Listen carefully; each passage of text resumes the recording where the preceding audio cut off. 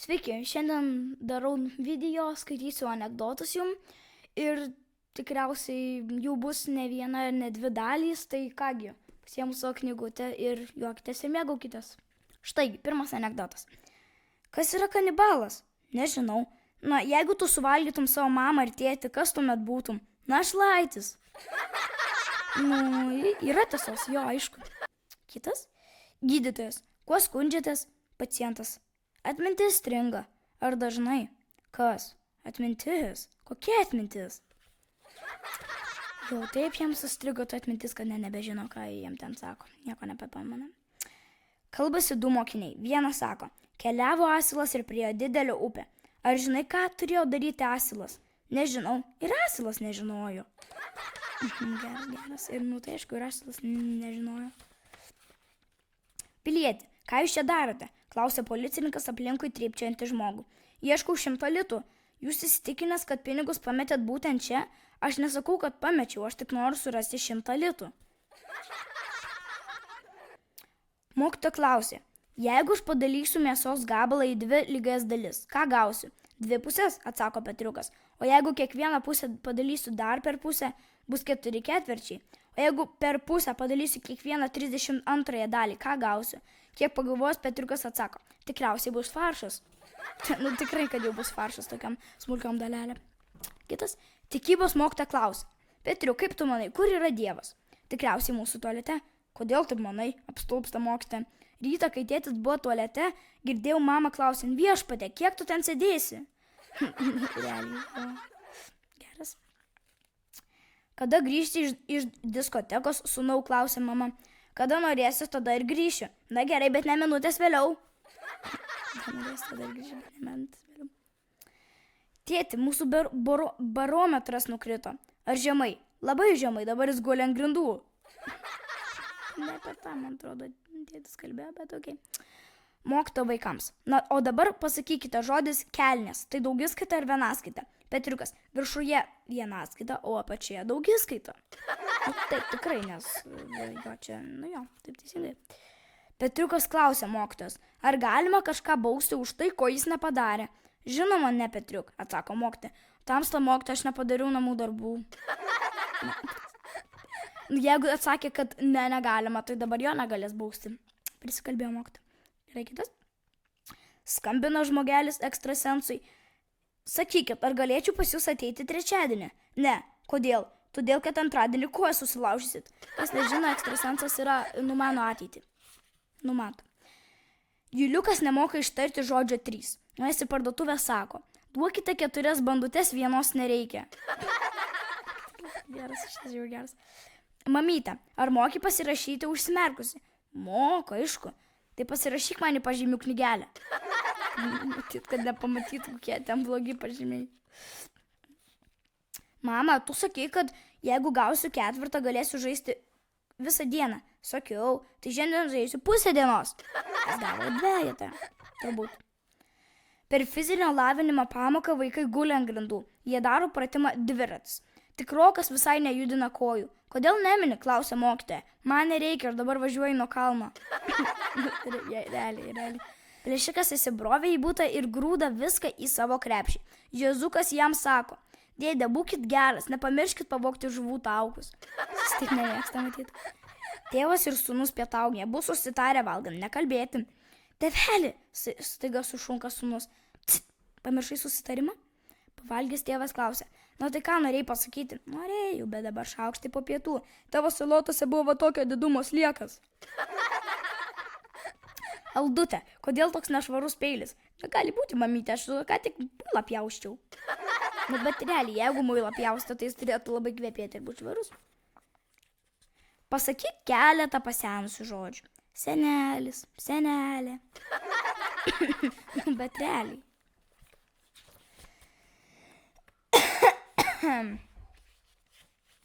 Mama klausė dukrą pirmokė, kodėl tavo pažymių knygelė po stalu?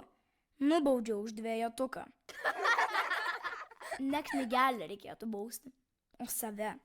Tu gavai 2, o ne jinai.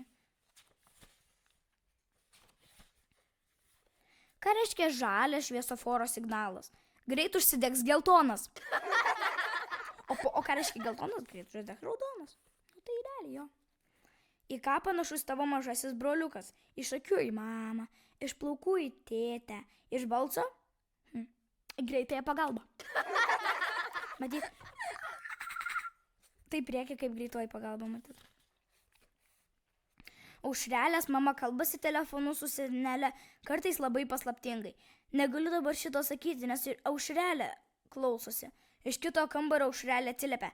Aš visai nesiklausau, aš žaidžiu.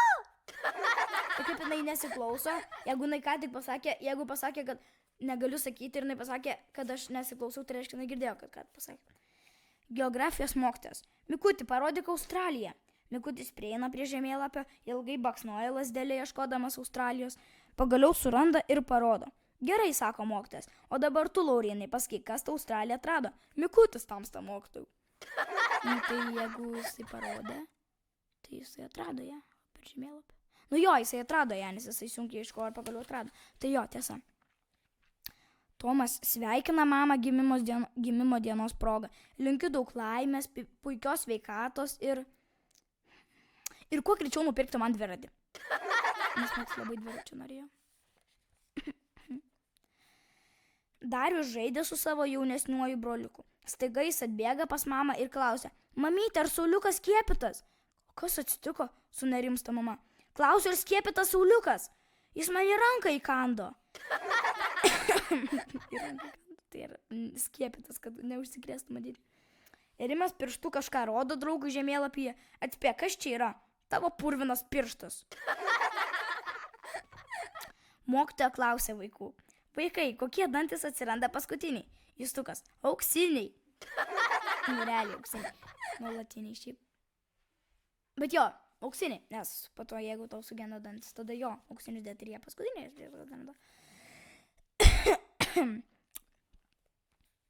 Kaip pavadinsime žmogų, kuris vagia? Klausė vaikų darželio auklėtojai. Vaikai tyli. Na, jeigu aš išsitraukčiau iš Juliuko tėvelio kišenę 100 litų, kas aš būčiau? Fokusininkė, atsako Juliukas.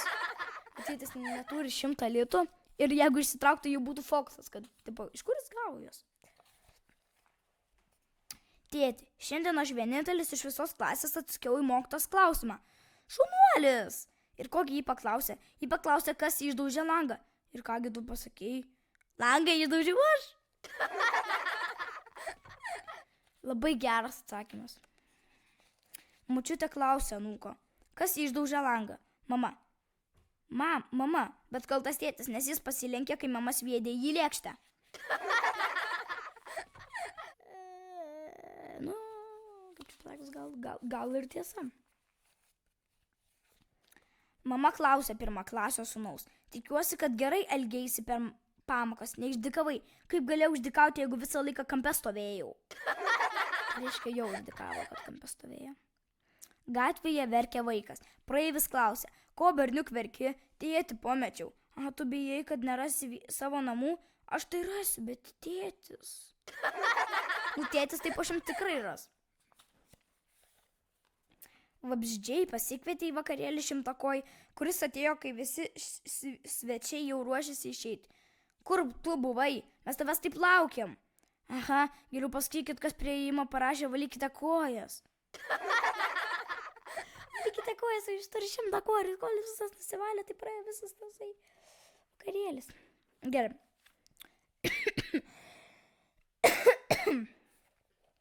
Sūnus tėvui. Tėti, pameni, tu man žadėjai 100 litų, jeigu aš gerai baigsiu mokslo metus ir perėsiu į kitą klasę. Žinoma, pamenu. Tai va, noriu tave nudžiuginti. Tu sutaupei 100 litų. Tai reiškia, jisai tik blogai mokėsi ir neperėjo į kitą klasę, bet jis sutaupė 100 litų. Tai gal ir gerai jisai. Mergaitė meldžiasi prieš miegą. Dierasis Dieve, padaryk taip, kad mama ir tėtis būtų sveiki ir kad vitaminai būtų ne daržovėse, o šokoladiniuose saldainiuose. Tai čia turbūt visi tai norėtų. Pas gydytoją ateina 2 apsižliumbę berniukai. Kuo skundžiamės, klausė gydytojas. Aš norėjau monetą, sako vienas. O kogi tu verki, klausė gydytojas antrai. Toji moneta mano. Nu, tai čia nieko tokio. Nieko čia labai ir tokio. Vaistinėje prie langelio mindžikuoja 10-metis berniukas. Ko tau, klausia vaistininkas? Vaistų, bet aš pamiršau, kaip jie vadinasi. Žinau tik, kad į jų sudėtį įeina metilaminodemetilfenipirlolantfolas. Taip, čia yra C vitaminas.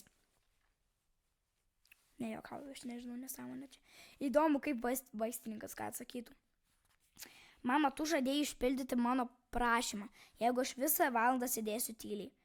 Žadėjau, ko tu nori. Leis dabar iki vakaro rėkti. Senelį ir tavo dantis visi iškritę? Visi. Tada palaikyk mano sumuštinį grešbinutėlį, bėgu į kiemą su draugais. Jis matyt labai norėjo, kad nesuvalgytų jo ir todėl taip ir paklausė. Mama kumšteli sūnų į pašonę. Pasisveikink su teta. Sūnus. Mama kumšteli sūnų į pašonę. Pasisveikink su teta. Sūnus. Labas rytas, teta. Oi, koks mandagus šiai obolį. Mama, o ką reikia pasakyti? Duokit dar vieną. Mama, kas suvalgė kriaušę, dukra? Nežinau, o dar nori? Noriu. Tai reiškia, jinai suvalgė, nes jinai klausė, ar dar nori, tai reiškia, nori, tai reiškia, jinai suvalgė. Žaislų parduotuvėje berniukas paprašė supakuoti automobilį. Kai jis kasininkui ištėsė žaislinius pinigus, tas nusijuokė. Ko jūs juokėtės, pasipiktino mažasis pirkėjas. Automobilis irgi netikras. Kieme prie pat namo durų sėdi mažas vaikas. Prie jo prieina kažkoks dėdė ir klausia. Tėtis namie? Taip, vyriškis skambina, tačiau durų niekas neatidaro. Supykęs vėl klausia to vaikelio. Sakai, kad tėtis namie, bet kodėl niekas durų neatidaro? Tai nežinau, aš čia negyvenu, aš gyvenu visai kitam mieste. O tai realiai, nu. Kvailas dėdė. Anūkai, anūkut, kodėl tiek daug vandens geri? Aš suvalgiau obolį. Nu ir kas? Užmiršau jį nuplauti. Gerai, kad nusiplauti skrandį, Dievo Jėzus. Jis jau sukramta, kaip jis nuplauti, bet kokį. Senelis maitina mažąją anūkėlę. Tai nenori valgyti, kaprizinasi. Senelis sako, jeigu manęs neklausysi, tai pakviesiu pelytę ir jis suvalgys savo košę. Anūkėlė šiaip taip norėtų ir vieną šaukštą ir sako, na aš jau soti, kviesk savo pelytę. Bet suvalgytų košę. Lentoje paaiškinęs užduotį mokytojas atsiusko į klasę. Yra klausimų. Kada skabutis? Parėjęs iš mokyklos vaikas sako motinai. Man šiandien pasisekė. Nejaugi, taip, mokytoja norėjo pastatyti mane į kampą, bet visi 4 kampai buvo užimti. Laikrodžių parduotuvėje. Man reikia patikimo žadintuvo. Prašom, štai naujausias modelis. Iš pradžių įjungia sireną, po to pasigirsta artilerijos salvė, o tavo veidas apipurškiama šaltų vandenį. Jeigu ir tai nepadeda žadintuvas, paskambina į mokyklą ir pranešia, kad tu susirgai. Perku! Geras. Aš ir toką norėčiau. Petriuk, sako mama, šį rytą ant stalo buvo 5 pyragėliai, o dabar tik 1. Kaip suprasti? Aš nežinau, apgailestaujamas teisinasi Petriukas. Buvo tamsu 5, aš tiesiog nepastebėjau.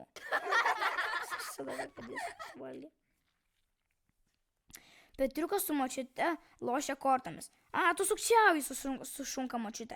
Taip, močiutė, prisipažįsta Petriukas. Argi tu nežinai, kas atsitinka su tais, kurie sukčiauja? Žinau, močiutė, jie išlošia. Motina klausia daktaro, kaip sužinoti, berniukas jau vyras ar dar ne?